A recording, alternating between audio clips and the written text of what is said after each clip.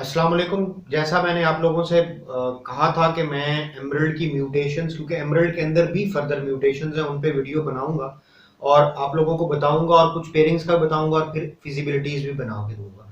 तो इसके अलावा मजीद फिजिबिलिटीज भी मैं बना के दे सकता हूं, बट अभी मैं कोशिश करूंगा इस वीडियो को शॉर्ट एंड प्रिसाइज रखूं। कुछ चीजें मिस आउट हो जाए तो आपके क्वेश्चन में मैं शॉर्ट वीडियोज के अंदर उनको आंसर कर दूंगा। अब एमरल्ड जो है, इसके अंदर पाइड एमरल्ड्स भी होते हैं, पर्ल एमरल्ड भी होते हैं, पर्ल पाइड भी होते हैं और वन कलर भी होते हैं। अब वन कलर के अंदर या पाइड के अंदर या पर्ल के अंदर या पर्ल पाइड के अंदर येलो चीक भी हो सकते हैं, नॉर्मल चीक भी हो सकते हैं, डोमिनेंट येलो चीक भी हो सकते हैं, पेस्टल फेस भी हो सकते हैं, व्हाइट फेस भी हो सकते हैं और क्रीम फेस भी हो सकते हैं। ठीक है, एमरल्ड के अंदर काफी सारी म्यूटेशंस हैं।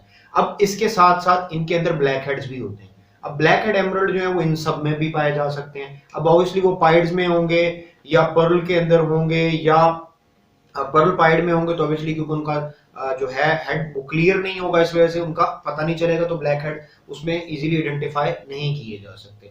अब जो ये म्यूटेशंस हैं ये सारी की सारी एग्जिस्ट करती हैं। इसके अलावा सिनेमन एमरल्ड जो है वो भी एक म्यूटेशन है। सिनेमन पर्ल एमरल्ड भी होते हैं, सिनेमन पर्ल पाइड भी होते हैं और वो सारी की सारी म्यूटेशंस के अंदर येलो चीक के साथ भी हो सकते हैं, व्हाइट फेस के साथ भी, जितनी भी हैं उन सब के साथ हो सकते हैं। कई लोग आपको कहेंगे कि नहीं जी पाइड में नहीं होते जी, पर्ल में नहीं होते। हाँ, ये जरूर है कि पाइड एमरल्ड की उतनी वैल्यू नहीं है जितनी एक वन कलर एमरल्ड की है, लेकिन इसका हरगिज मतलब ये नहीं है कि उसकी बिल्कुल ही कोई वैल्यू नहीं है। बस फिर क्या कहें, हाँ वी पाइड की तरफ आप एमरल्ड में चले जाएंगे तो फिर वो एमरल्ड कम वी पाइड ज्यादा रह जाएगा, तो बेहतर है वो काम नहीं करें और फेलो को एमरल्ड के साथ मिक्सअप नहीं करें।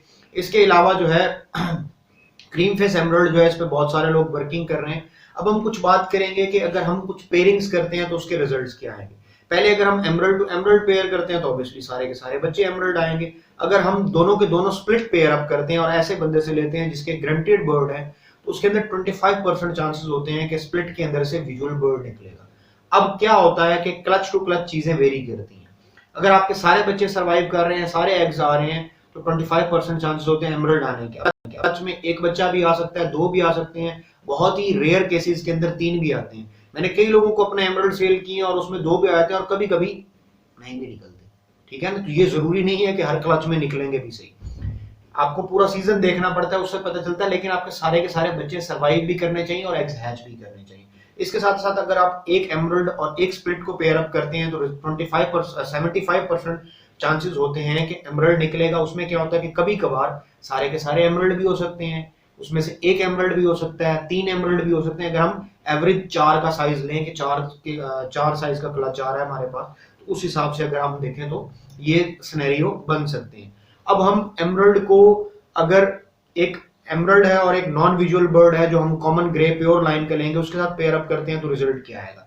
एमरल्ड को अगर हम नॉर्मल ग्रे के साथ पेयर अप करते हैं तो हमारे पास पॉसिबल स्प्लिट्स आएंगे। वो पॉसिबल स्प्लिट्स जो है फ्यूचर में जाके आपको एमरल्ड प्रोड्यूस करके देंगे। एमरल्ड जो है, इसके स्प्लिट्स जो है वो मोर स्ट्रॉन्गर होते हैं फेलो के मुकाबले में।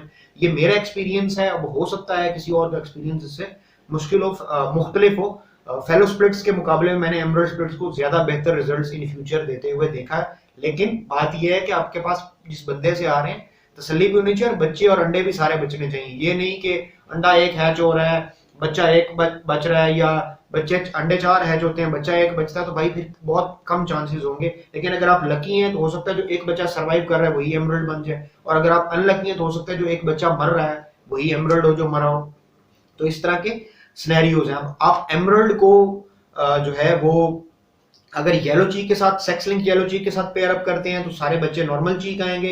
नॉर्मल चीक बच्चे जो हैं वो स्प्लिट 2, उसमें से जो मेल्स हैं वो स्प्लिट 2 येलो चीक होंगे, वो आगे जाके फ्यूचर में येलो चीक निकाल सकते हैं। अगर आप नॉर्मल चीक को डोमिनेंट येलो चीक के साथ पेयर अप करते हैं तो कुछ बच्चे येलो चीक में आएंगे जो डोमिनेंट येलो चीक होंगे, और कुछ बच्चे जो नॉर्मल चीक में आएंगे वो स्प्लिट 2 येलो चीक नहीं होंगे। अगर आप व्हाइट फेस के साथ पेयर अप करते हैं तो जो बच्चे आ रहे होंगे वो नॉर्मल चीक हो सकते हैं अगर आपका मेल स्प्लिट 2 व्हाइट फेस नहीं है, और वो नॉर्मल चीक बच्चे, क्योंकि व्हाइट फेस रिसेसिव होता है, मेल फीमेल दोनों स्प्लिट होंगे, फ्यूचर में वो प्रोड्यूस कर सकते हैं।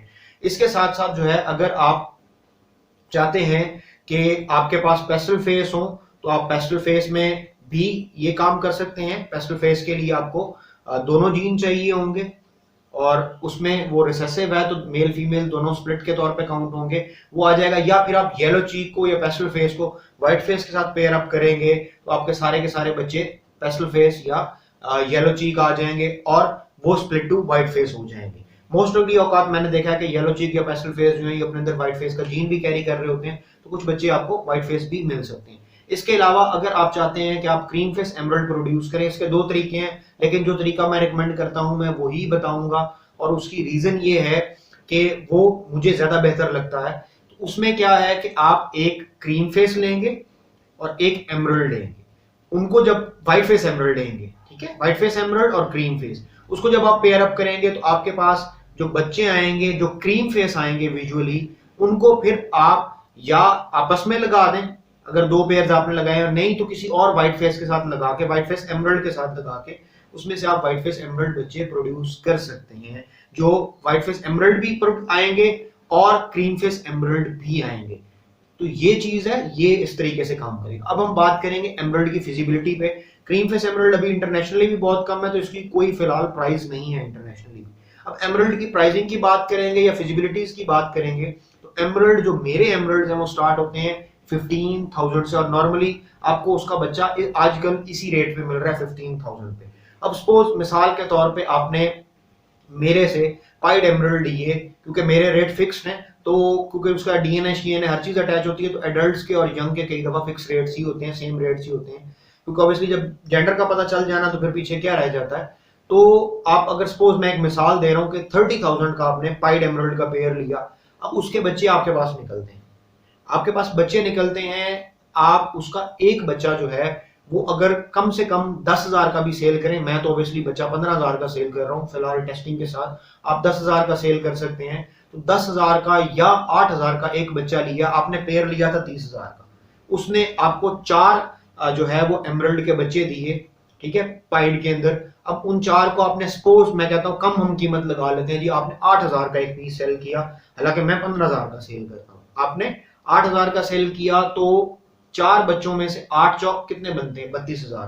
तो एक ही जो क्लच है उसने आपके पेयर के पैसे पूरे कर दिए, बल्कि जो उस पर खर्चा हुआ होगा 2-1 हजार से ज्यादा मेरा नहीं ख्याल कि एक पेयर पे खर्चा हो जाए आपका एक क्लच के अंदर, तो वो पूरा कर देंगे, ठीक हो गया। उसके बाद जो भी क्लचेस आपके पास आएंगे वो आपका प्योर प्रॉफिट ही होगा, या जिस तरीके से बिजनेसेस करते हैं वो थोड़ा थोड़ा माइनस करते हैं, अगर आप वो भी करेंगे तो आपको पहले दिन से प्रॉफिट भी मिलना शुरू हो जाएगा, या पहले दिन से उसको डिडक्ट कर लें। अगर सपोज आप 10,000 पे सेल करते हैं पाइड एमरल्ड को, तो 4 बच्चे सेल होंगे 40,000 पे, तो पहले ही में आपको कुछ प्रॉफिट मिल जाएगा। इसके बाद अगर आप 1 कलर एमरल्ड लेते हैं, नॉर्मल एमरल्ड लेते हैं जो 1 कलर में है, वो 18,000 रुपए का टेस्टिंग के साथ मैं आपको देता हूं।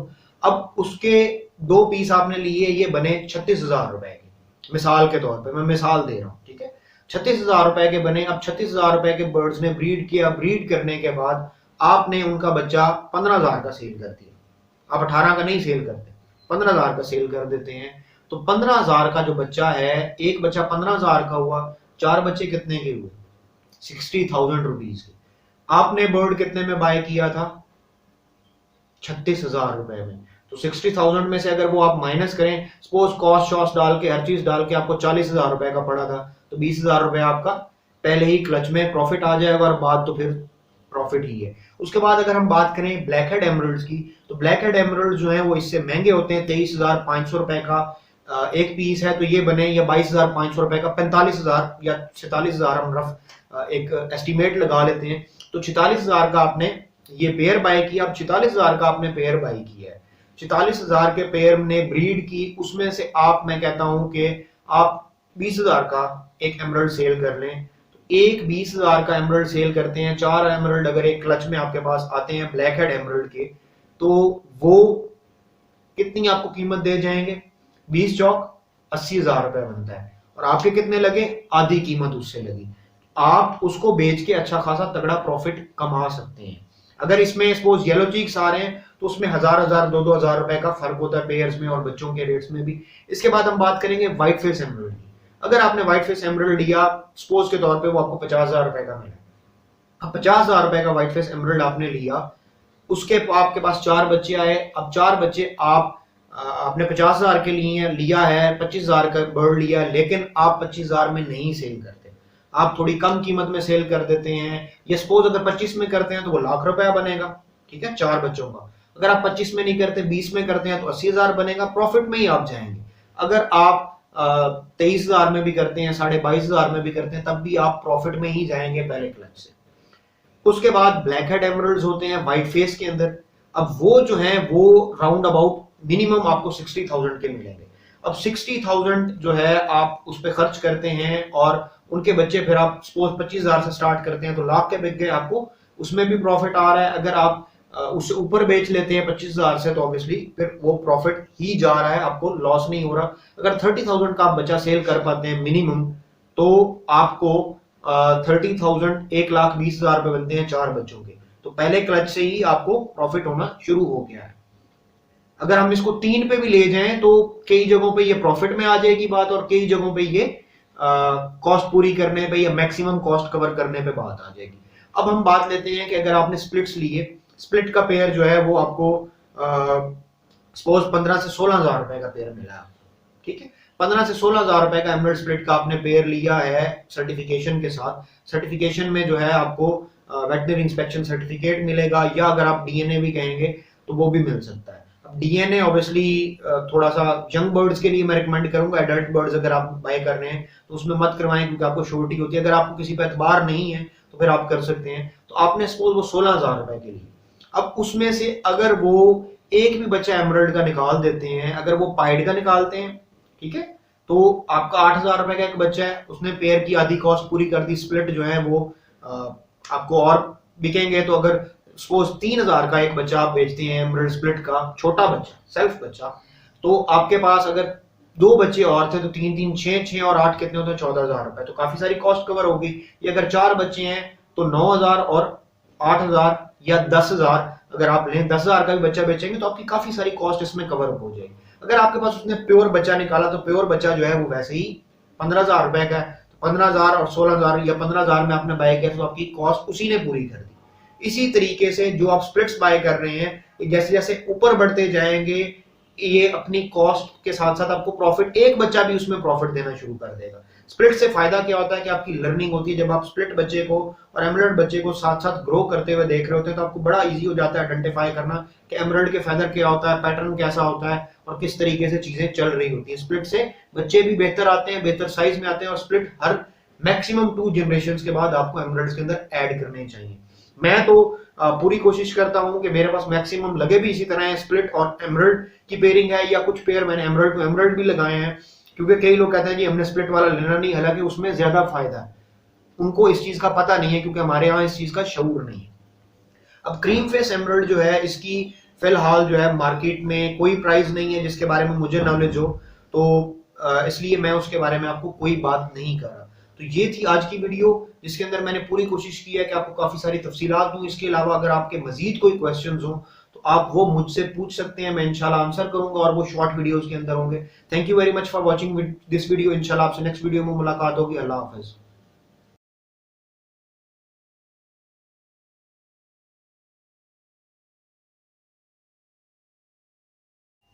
أعوذ بالله من الشيطان الرجيم بسم الله الرحمن الرحيم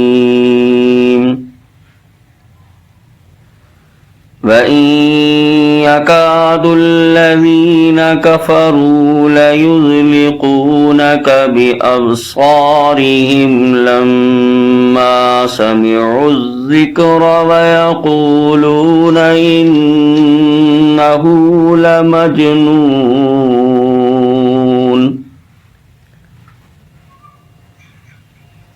وإن يكاد الذين كفروا ليزلقونك بأبصارهم لما سمعوا الذكر ويقولون إنه لمجنون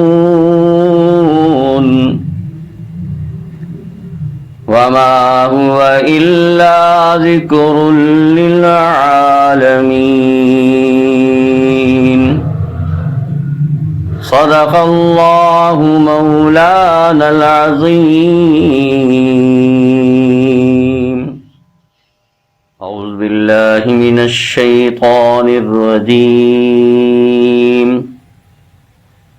بسم اللہ الرحمن الرحیم. وَإِن يَكَادُ الَّذِينَ كَفَرُوا لَيُزْلِقُونَكَ بِأَبْصَارِهِمْ لَمَّا سَمِعُوا الذِّكْرَ وَيَقُولُونَ إِنَّهُ لَمَجْنُونٌ. وَإِن يَكَادُ الَّذِينَ كَفَرُوا لَيُزْلِقُونَكَ بِأَبْصَارِهِمْ لَمَّا سَمِعُوا الذِّكْرَ وَيَقُولُونَ إِنَّهُ لَمَجْنُونٌ.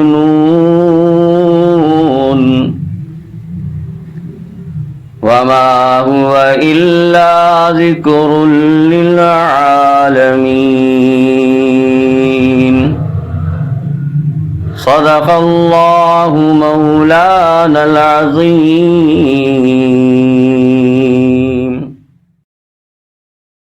اعوذ باللہ من الشیطان الرجیم. بسم اللہ الرحمن الرحیم.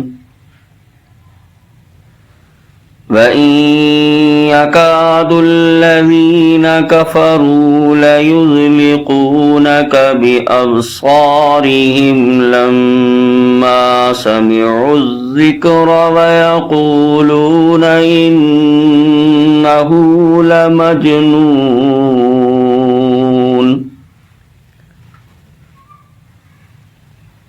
وَإِن يَكَادُ الَّذِينَ كَفَرُوا لَيُزْلِقُونَكَ بِأَبْصَارِهِمْ لَمَّا سَمِعُوا الذِّكْرَ وَيَقُولُونَ إِنَّهُ لَمَجْنُونٌ. وَمَا هُوَ إِلَّا ذِكْرٌ لِلْعَالَمِينَ.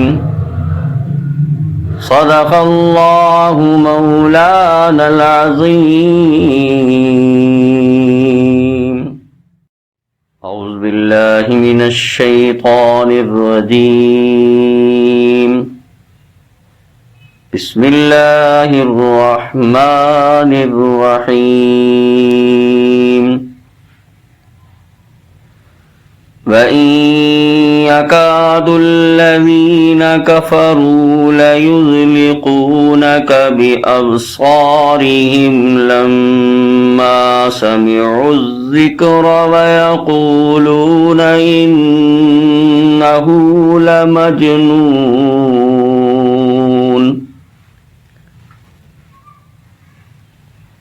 وَإِن يَكَادُ الَّذِينَ كَفَرُوا لَيُزْلِقُونَكَ بِأَبْصَارِهِمْ لَمَّا سَمِعُوا الذِّكْرَ وَيَقُولُونَ إِنَّهُ لَمَجْنُونٌ.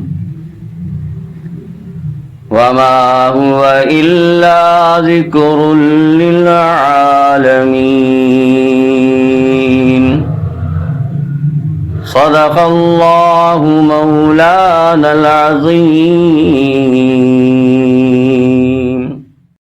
اعوذ باللہ من الشیطان الرجیم. بسم اللہ الرحمن الرحیم. وَإِن يَكَادُ الَّذِينَ كَفَرُوا لَيُزْلِقُونَكَ بِأَبْصَارِهِمْ لَمَّا سَمِعُوا الذِّكْرَ وَيَقُولُونَ إِنَّهُ لَمَجْنُونٌ.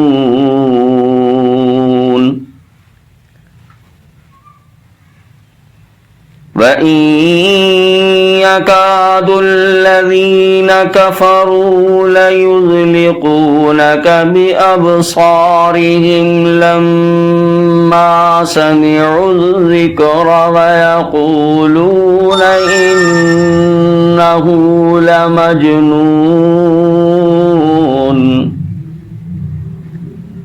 وَمَا هُوَ إِلَّا ذِكْرٌ لِلْعَالَمِينَ صدق الله مولانا العظيم. أعوذ بالله من الشيطان الرجيم. بسم الله الرحمن الرحيم. وَإِن يَكَادُ الَّذِينَ كَفَرُوا لَيُزْلِقُونَكَ بِأَبْصَارِهِمْ لَمَّا سَمِعُوا الذِّكْرَ وَيَقُولُونَ إِنَّهُ لَمَجْنُونٌ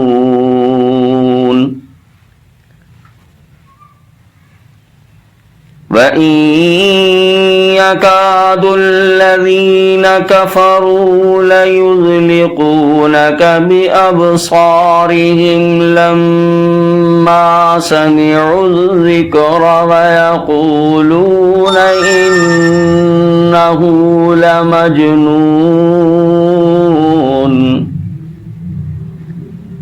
وَمَا هُوَ إِلَّا ذِكْرٌ لِلْعَالَمِينَ صدق الله مولانا العظيم.